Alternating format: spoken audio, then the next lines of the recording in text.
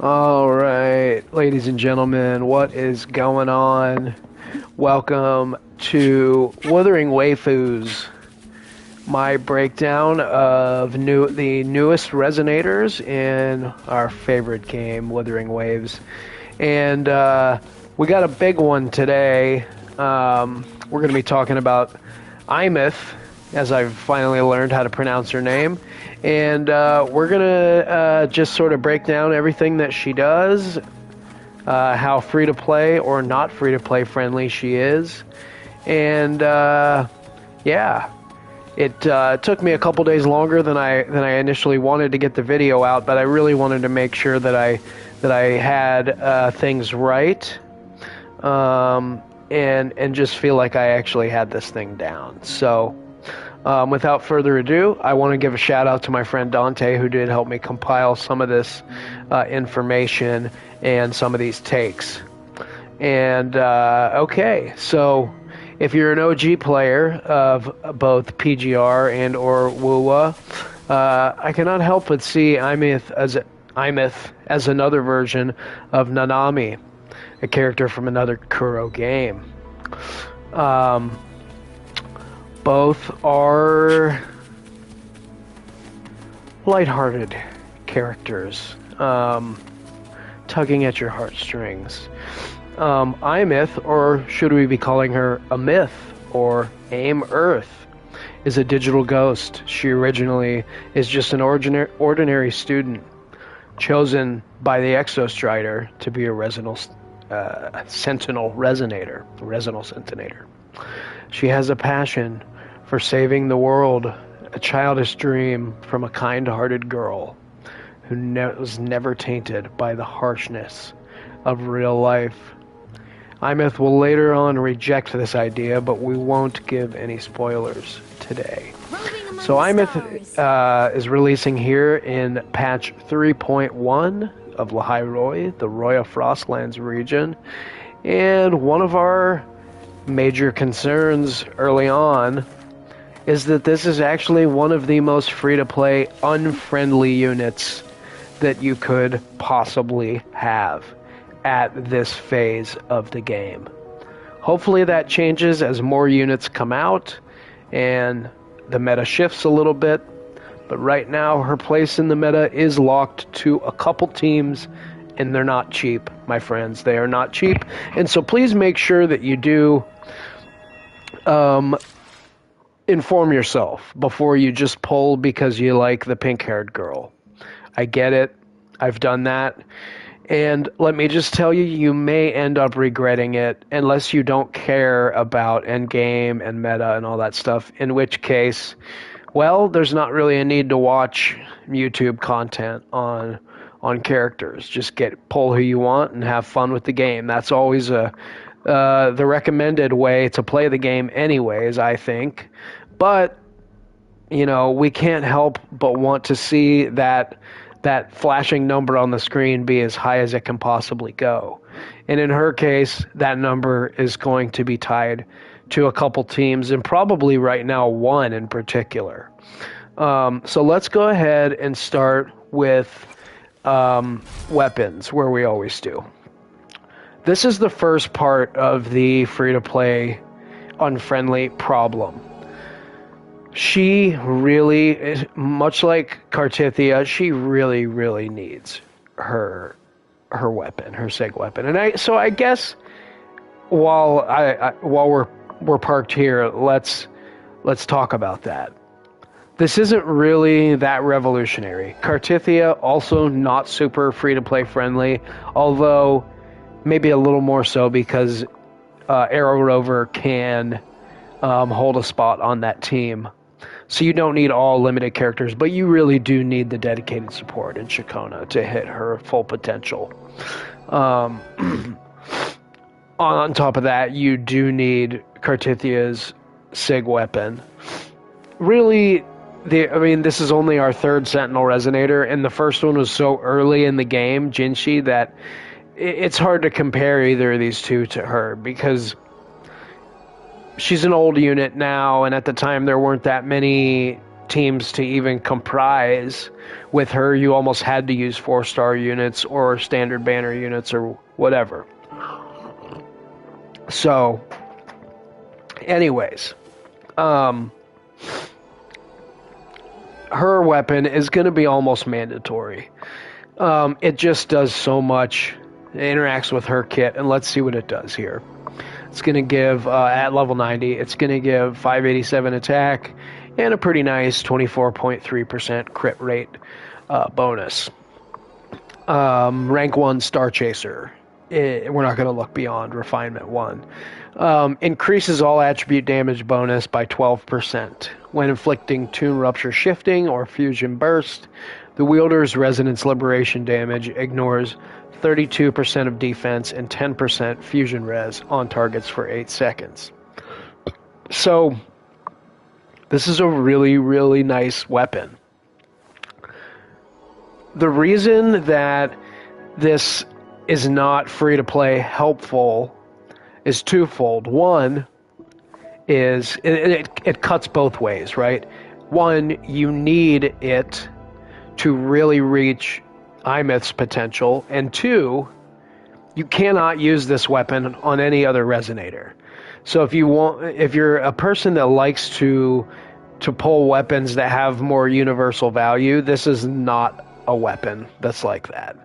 Obviously, there are exactly 0 units that can inherit this weapon's passive outside of her. You're probably not going to be using it on anyone other than her, but there are cases where it can be nice to swap weapons between characters for whatever reason, or maybe you pulled this character, got her weapon, and then you didn't end up liking the character, and maybe you're like, well, hey, I can still use the weapon on another character. Well, not in this case. So that's a problem. The other problem is that there's not really a great alternative. Emerald of Genesis can be a decent stat stick that's going to give you the same attack and the same secondary stat bonus, but other than that, you're just going to get a little bit of extra attack and the energy regen. The new standard weapon is garbage for her. You can get. I mean, the resonance skill bonus from the passive is okay with her, but not getting a crit main stat and basically just getting the same attack from the other weapons. So not really preferable. If you're not willing to at least give her Emerald of Genesis, or the only other really viable third option would be if you have the Battle Pass sword and are willing to refine it several times, or have it refined several times, that could be an option potentially for her. So there is that. So yeah, that's really all we need to do. All we need to spend on weapons. Let's look at her Sonata stuff. So, Trailblazing Star is a brand new Sonata set that's obviously tailor-made for her. The 2-piece will give you the fusion damage bonus, and the 5-piece is going to give you this bonus: inflicting fusion burst or tune rupture shifting, increases crit rate, and grants a fusion damage bonus. So pretty nice, good stuff. And so that's not. There's no reason to look anywhere else. This game, some sources will give you alternatives and say, well, if you're not early game artifact or not early game Sonata set alternatives or whatever until you make it to the Roy and Frostlands. Just go to the Roy and Frostlands and get her Sonata set. That's crazy. Why would you waste the resources and build her a Flaming Claw print set or something like that? It's not worth it. It's stupid. There's not one set way to play every single character, but for certain things, there is really only one good way to do, and when it comes to a lot of Sonata sets for the newest characters, they each have their own dedicated set. And so this is one of those times where it's like, no, don't give her Flaming Clawprint or Molten Rift or something. Just give her this, call it a day. It's going to buff either playstyle. So, anyways, the Sigillum is going to be same thing as what I was just talking about. No reason to consider any other option. This one is also tailor-made for her, and you're going to get it when you farm her weekly boss. So just wish yourself some luck. If you can only farm 3 of these a week or whatever, wish yourself luck, and hopefully you can at least get and see, like for me, I didn't get a double crit piece yet. I do at least have a second crit stat on there, and so can get a little better, but good enough for now to get started this early after her release. So Sigillum is going to be best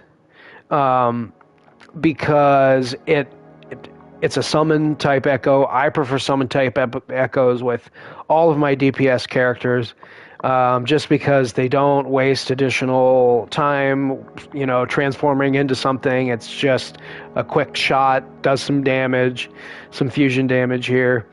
And the biggest thing is this is going to buff for Resonance Liberation damage, which is the main function of her kit. So other than that, it's going to be you're going to want to go the standard crit 4 cost, fusion damage bonus on the 3 costs, and attack on the 1 cost, and focus on crit stats. Obviously, you're going to want to get some resonance. Any time you can get liberation damage bonuses in the substats, that's going to be very helpful. And if you can get a little bit of energy regen, that's not going to hurt either. Other than that, that's basically what it is. For her kit, her talent priority here is going to be Resonance Liberation. The entire kit does revolve around that. So Resonance Liberation, very closely followed by Forte Circuit, are going to be her her top 2 to focus on getting to 10 as soon as possible. Unless you bought the Battle Song collection, then you probably haven't been able to do that just yet, but hopefully by next week you can. Make sure you get her inherent skills also tuned up, and don't forget about the nice little crit bonuses here, and here. So, anyways, without further ado, I'm gonna say, as we look here at the, like Lene, she's another resonator that has a couple different options for resonance modes. And Lene's is Tune Strain and Tune Rupture. This is a little different. Aemeath has Tune Rupture, and then she also has a Fusion Burst playstyle. With Fusion Burst, there's really going to only be one potential team comp for now, where that is where you would want to, how you would want to play her, and that would be building her on a team with Chisa, and that's only because Chisa can double her max stacks of Fusion Burst. Other than that, she cannot get it buffed by any other resonators. So really, I'm going to recommend for now that you just leave it on Tune Rupture, which is the left one over there, where I have it locked on right now. So we'll take a quick look here. This is more of a novel than just about any of the other ones. Especially when you look at some of her sequence nodes. Those are crazy, dude. Trying to interpret all of that babble is... I don't know how anybody does it. I don't know how they wrote it. I don't know who thought this would be a good idea. But anyways, the kit is not so difficult to understand once you play it. Basically, after introing, you're going to want to get her Resonance Liberation on board as soon as possible. In most endgame modes, it's already up, so you're going to hit it. And that's going to grant you Heavenfall Edict Overdrive. That's going to deal some fusion damage and switch into mech form. After that, you're going to be in overdrive mode, and that's when you're going to want to come over and do a resonance skill if your forte gauge allows it. If not, perform a few basic attacks, build up the forte gauge, and then go ahead and resonance skill, and you're going to switch forms back. And that will bring the Sync Strike Armament Merge. You're going to do another string of basics, dealing fusion damage, and perform a second resonance skill, Sync Strike Call of Dawn. And after that second skill is performed, you're going to see that a heavy attack is available. That heavy attack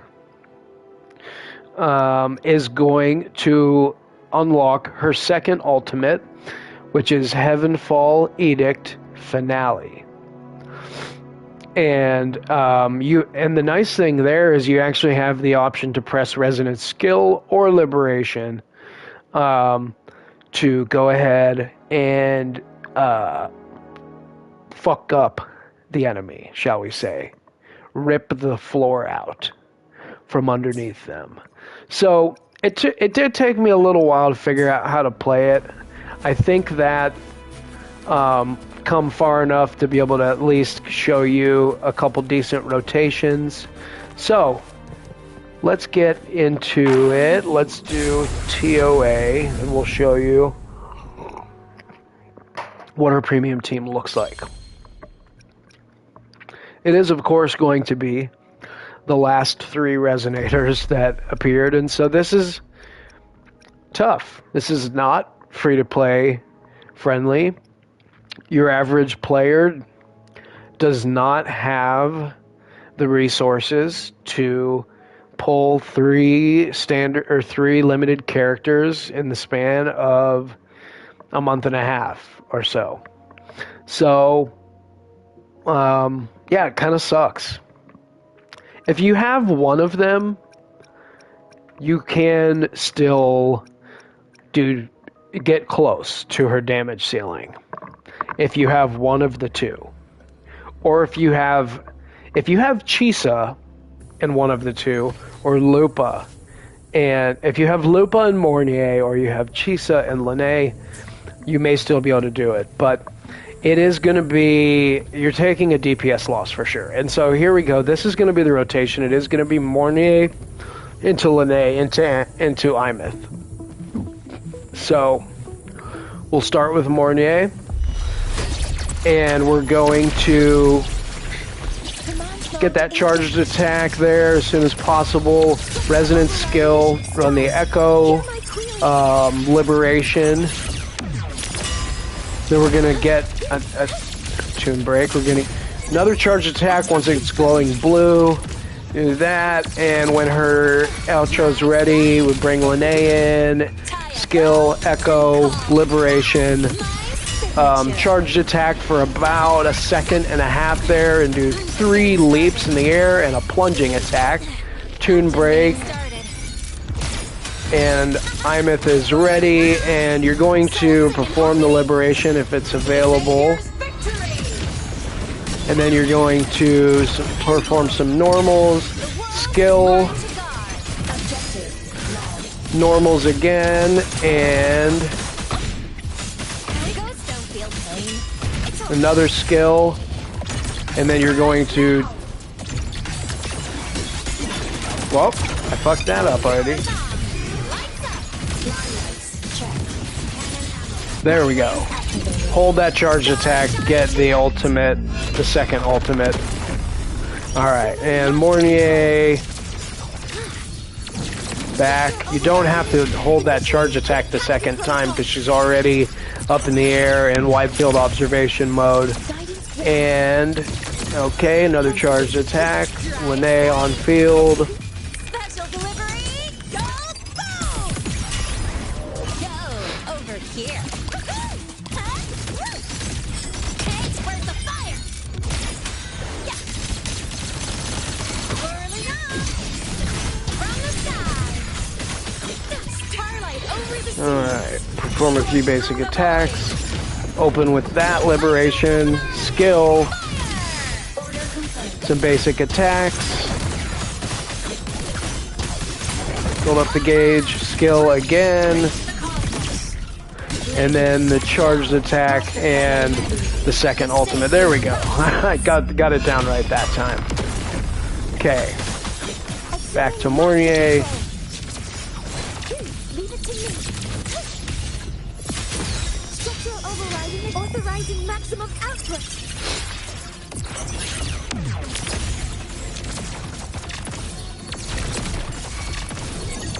Order executed. Drive safe. Don't blink. You'll miss the best part. That's all you got, Mark. You right, sweetheart? Whirling up. And see, this is where it would be nice to have a little bit more ER on her so that you know that that ultimate is always up. And there we go. Okay. And so even with that, fucking up that first rotation a little bit, pretty easily clears. Pretty easily clears there. And so we can go ahead actually and try... I'm going to have to clear this. I'm going to have to reset that. And we'll go so that we can show with Chisa.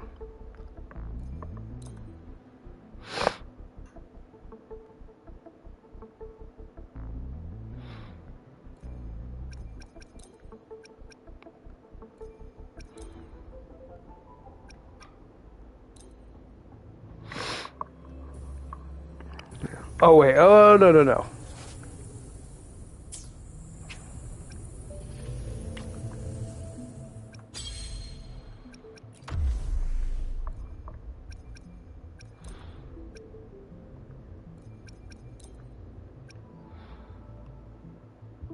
Okay.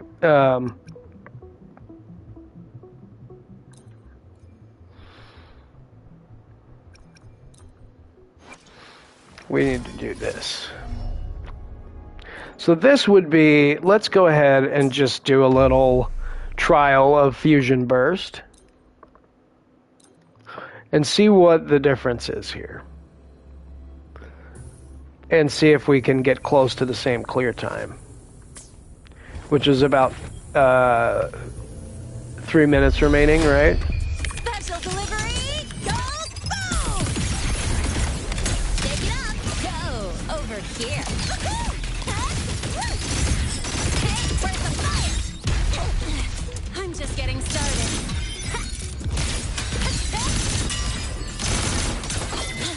In the blink of an eye. Nothingness. Deconstructed.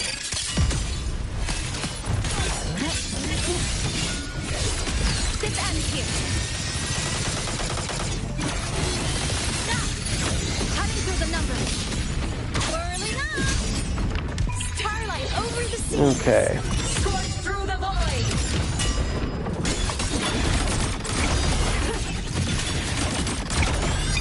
The world is mine to guard. Objective. Basically gonna play her the same.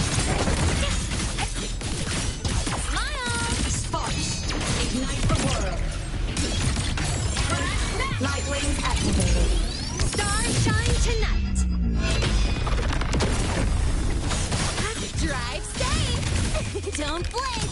And we'll see how the time compares. Check this out. Need a ride, sweetheart? In the blink of an eye. A pivotal moment.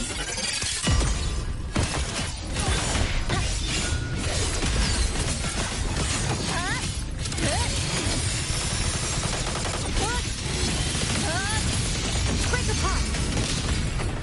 Whirling on. Souls sing in harmony. To the Savior's victory. Light shows the finale. Fire. Order confirmed.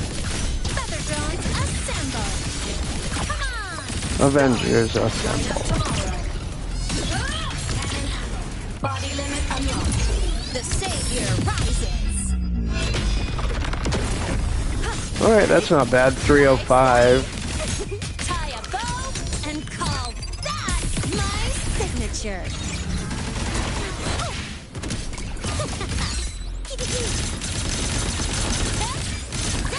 Next stop. Perfect mark. Oh, come on. I'm just getting started. No look. Lifeline, block, in the blink of an eye. Come, meet your end.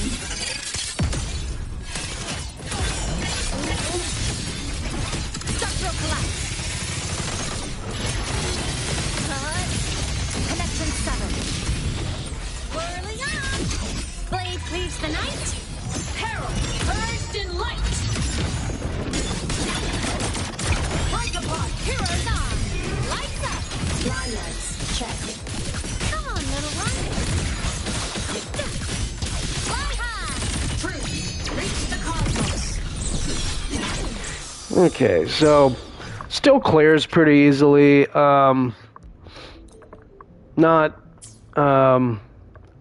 Not the best run, but again, for a new resonator, still working on the build and all that. But you get the gist of it. That those are going to be really the only two teams that she's viable in right now, and so what are we to do if we're low spender or free to play? Is this character worth getting? I think the answer is probably wait and see, and potentially no. My fear is that people see the character, they play the story, and they really like the character and say, I'll figure out a team. There's always some option that'll work. And,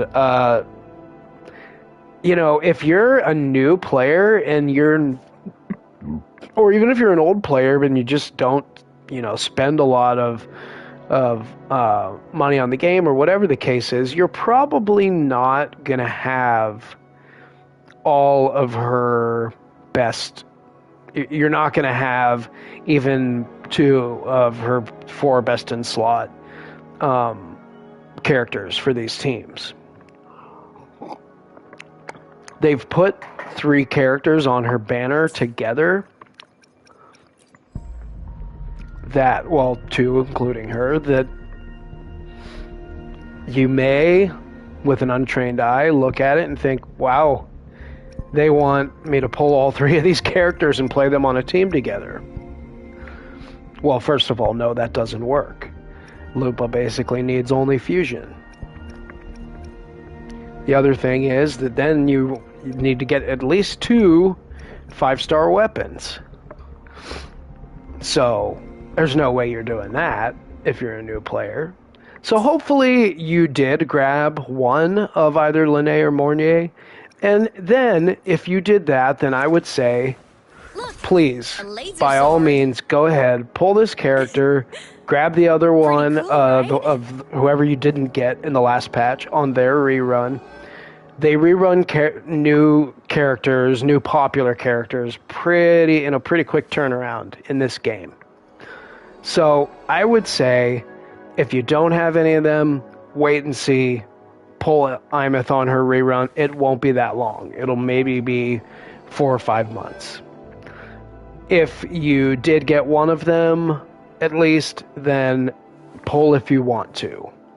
Only pull if you're willing to get the weapon, and be aware that this is not a character that's going to break the meta necessarily. Don't believe some of the videos you're seeing online about, posting 500, 600k damage off the rip. You're only going to get that with her premium team and optimal builds.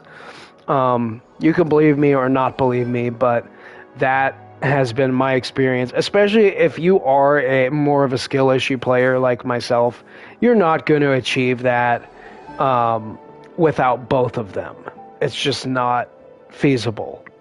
And so with that, that's where we're gonna leave it for now. This is a character that I wish I saw more from. I wish Kuro would do a better job of making this a universal character, because everyone was so excited for her. And she seems like a very, very cool character, great backstory, all of that. I just wish they had thought more about that side of things. So maybe we'll see more in the future, but for now, this is where we're at with things. And so thank you for checking out the video. Please like this video. Please subscribe to the channel. It would really help. And I welcome any feedback or critique, as long as it's not insulting my playstyle or my skill issue. I already know that. So the voice in my head tells me that every time I play, right? Okay. Anyways, thank you guys so much. Love y'all. Bye for now. Catch you on the next